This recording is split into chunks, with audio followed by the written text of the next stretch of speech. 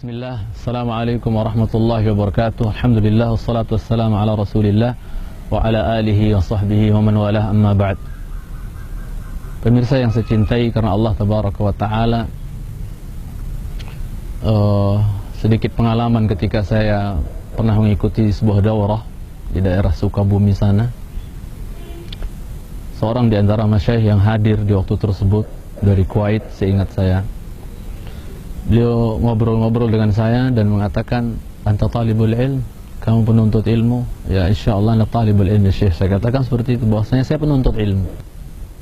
Maka beliau menghadiahkan kepada saya di waktu tersebut yang saya katakan ini hadiah yang sangat berharga dari beliau, walaupun bentuknya bukan materi. Apa hadiah tersebut? Sebuah nasihat. Sebuah nasihat yang Rasulullah SAW bersabda, hak di antara hak seorang mukmin, idza stansahaka an tansahah, apabila dia minta nasihat kepadamu, nasihatilah dia. Maka beliau nasihati saya dengan nasihat yang sangat berharga, wallahi taala, sampai detik ini saya tidak lupa.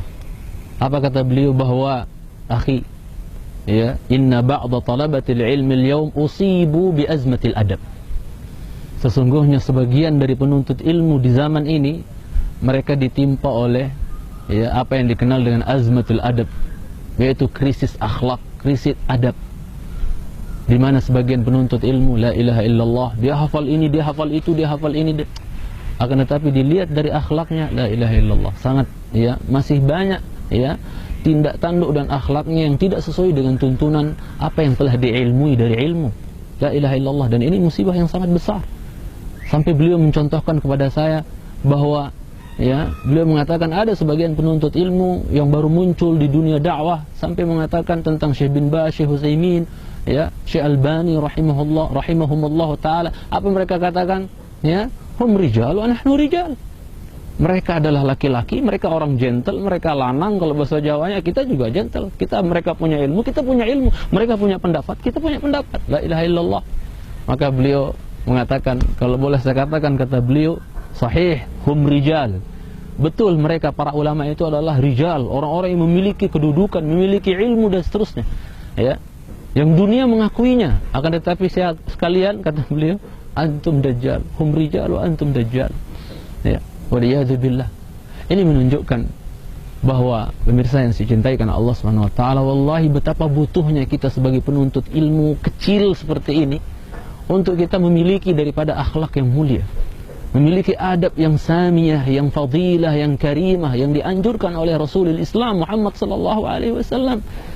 Maka saya teringat dengan ucapan Al-Imam Az-Zurnuji rahimahullah ta'ala. Beliau pernah berkata bahwasanya apa? Yang bagi li talibil ilmi an yataharraz anil akhlaqir razilah li'annaha kilabun ma'nawiyah. Fakama anna al-malaikata la tadkhulu baytan fihi kalb, fakadzalika al-ilm la yadkhulu qalban fihi ma'siyatun wa su'i adab. Beliau mengatakan bahwasanya apa? Wajib bagi setiap penuntut ilmu untuk mereka menghindarkan diri dari akhlak yang tercela, akhlak yang buruk. Kenapa?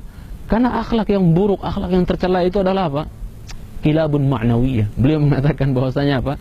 Ya, akhlak yang tercela itu adalah ibarat anjing secara ma'nawi, waliyadzubillah. Ya, ibarat anjing secara ma'nawi, bukan anjing beneran, tidak.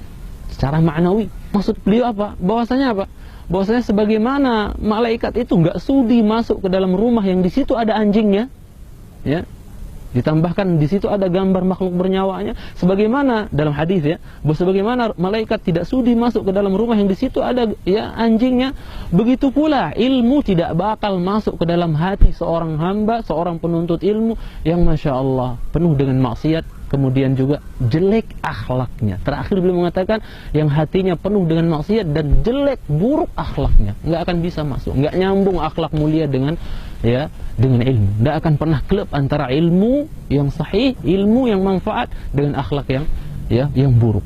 Oleh sebab itu, subhanallah, kalau kita melihat hadis-hadis yang datang dari Rasulullah SAW yang menyanjung, ya, tentang akhlak yang mulia, kita akan dapatkan begitu banyak hadis. Begitu juga keutamaan-keutamaan orang yang berakhlak mulia itu sangat banyak sekali bertebaran di kitab-kitab hadis, ya, dari sabda-sabda Nabi tercinta sallallahu alaihi wasallam, yang beliau alaihi salatu wassalam seharusnya menjadi apa? Qudwah kita, sebagai uswah kita dalam husnul khuluq, dalam masalah akhlak yang mulia, ya, yang beliau sallallahu alaihi wasallam direkomendasi oleh Allah Jalla wa Ala dalam firman-Nya Al-Qalam ayat 4, wa innaka la'ala khuluqin 'azim. Allah katakan tentang akhlak Nabi kita la'ala. Dan kita tahu ala itu lil isti'la, menunjukkan ketinggian. Berarti nggak ada di muka bumi ini, di bawah kolong langit ini, nggak ada orang yang paling mulia dan paling baik akhlaknya melainkan Rasulullah sallallahu alaihi wasallam, kecuali Rasulullah sallallahu alaihi wasallam. Kemudian kalau kita bicara tentang apa sih yang bisa kita raih dengan akhlak yang mulia ini, wallahi saya katakan sebagaimana dalam hadis Jabir bin Abdullah, tidak ada buah yang paling manis apabila seseorang memiliki atau tahalli berhias dengan akhlak yang mulia ini, kecuali satu hal yang paling manis, yaitu apa? Dimana semua kita kalau ditanya, mau nggak dekat sama Rasulullah nanti di hari kiamat, mau nggak duduknya nempel dekat dengan Rasulullah SAW nanti di hari kiamat, semua kita akan menjawab, oh mau banget. Siapa yang nggak mau duduk? Siapa yang nggak mau dekat dengan Rasulullah SAW? Siapa pula yang tidak menginginkan dicintai oleh Rasulullah SAW?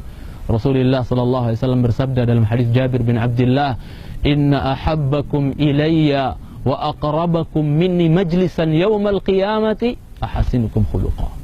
Sesungguhnya orang yang paling aku cintai di antara kalian, wahai umatku, dan orang yang paling dekat majelisnya nanti di hari kiamat, ya, dengan saya, yang paling dekat duduknya dengan saya nanti di hari kiamat adalah yang paling baik akhlaknya di antara kalian, kata Rasulullah sallallahu alaihi wasallam.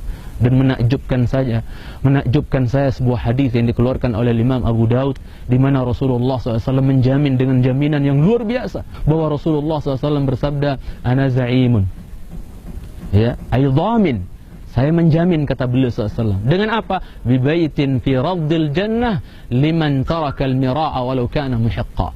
Aku menjamin dengan sebuah rumah di pinggir surga. Buat siapa? Buat orang yang meninggalkan debat kusir walaupun dia benar. Banyak orang berdebat hanya untuk otot-ototan, menang-menangan, ngomong dan seterusnya, bukan untuk mencari kebenaran. Maka debat kusir seperti ini apabila ditinggalkan oleh seorang hamba, Rasul jamin bagi dia rumah di pinggir surga. Wa bi baitin fi wasatil jannah liman tarakal kadhiba walau kana maziha. Dan aku jamin dengan sebuah rumah di tengah-tengah surga. Buat siapa, kata Rasulullah? Buat mereka yang meninggalkan berdusta, meninggalkan bohong, ya, walaupun dia tujuannya hanya bercanda semata, ya, tapi isinya kebohongan. Apabila dia tinggalkan akhlak buruk seperti ini, maka bagi dia rumah di tengah-tengah surga. Yang paling membanggakan, dan ini kabar gembira buat kita semua, ya, wahai yang berusaha untuk selalu berakhlak mulia, kata Rasulullah SAW, wa ana za'imun bi baitin fi a'lal jannah liman hassana khuluqah. Dan saya menjamin dengan sebuah rumah di surga yang tempatnya tinggi, kata Rasulullah SAW. Buat siapa, ya? Buat mereka yang memperbaiki akhlak dan adabnya. Betapa penting kita memiliki akhlak yang mulia, berhias dengan akhlak yang mulia ini, pemirsa yang dicintai karena Allah Subhanahu wa taala. Maka mari kita belajar. Mari kita belajar ilmu tentang akhlak, kemudian kita berusaha untuk praktekkan dia dalam keseharian kita. Dan kalau ada yang bertanya, dari mana kita bisa memiliki akhlak yang mulia? Dari mana kita belajar akhlak yang mulia? Pelajari kitabullah Al-Quranul Karim. Sa'ad bin Hisham ketika bertanya kepada Ibunda Aisyah radhiyallahu taala anha, "Kaifa kana khuluqun Nabi sallallahu alaihi wasallam?" Bagaimana sebenarnya akhlak Rasulullah sallallahu alaihi wasallam? Ibunda kita tidak memperinci, oh beliau kalau mau tidur begini, kalau makan begini, keluar rumah begini. Tidak mungkin. Maka beliau sallallahu alaihi wasallam, ya, beliau Ibunda radhiyallahu taala anha menyingkat daripada apa? Mentalkhis daripada akhlak Nabi sallallahu alaihi wasallam dengan mengatakan, ya, setelah beliau bertanya kepada Sa'ad bin Hisham, "Awalasta taqra'ul Qur'an?" Wahai Sa'ad, kamu enggak baca Quran apa? Ya. Qala bala, iya saya baca Quran wahai Ibunda. Kata Ibunda radhiyallahu taala anha, kana khuluquhul Quran. Biar kamu tahu saat akhlak Rasulullah SAW itu adalah Al-Quran. Beliau mengaplikasikan dan menerjemahkan Al-Quran dalam kehidupan beliau sehari-hari. Maka jangan salah kalau kita tanya orang-orang salafus saleh terdahulu, ya, siapakah Quran berjalan yang sebenarnya? Quranun yamshi, Quran berjalan itu siapa sebenarnya? Mereka tidak akan mengatakan bahwa oh Quran berjalan itu yang hafal ayat berapa? Jawab. Ya, surat berapa? Jawab. Baris berapa posisinya? Jawab semua. Bukan itu Quran berjalan versi orang-orang saleh terdahulu. Quran berjalan itu adalah yang berani dan mampu mengaplikasikan dan menerjemahkan isi dan kandungan Al-Quran dalam kehidupan dia sehari-hari. Rubbatalil lil Quran wal Quranu yal'anuh. Betapa banyak orang yang membaca Quran, tapi apa? Quran itu sendiri melaknat dia. Ya. Maka mari kita berusaha untuk, ya, berakhlak dan akhlak yang mulia. Dan sumber akhlak yang mulia adalah Al-Quran. Sebagaimana para ulama berkata, Al-Quranu masdarul ilmi wal adab. bahwasanya Quran itu adalah sumber ilmu dan sumbernya adab. Wassallallahu ala Muhammadin wa ala alihi washabbihi wa sallam. Akhiru da'wana alhamdulillahirabbil alamin. Assalamualaikum warahmatullahi wabarakatuh.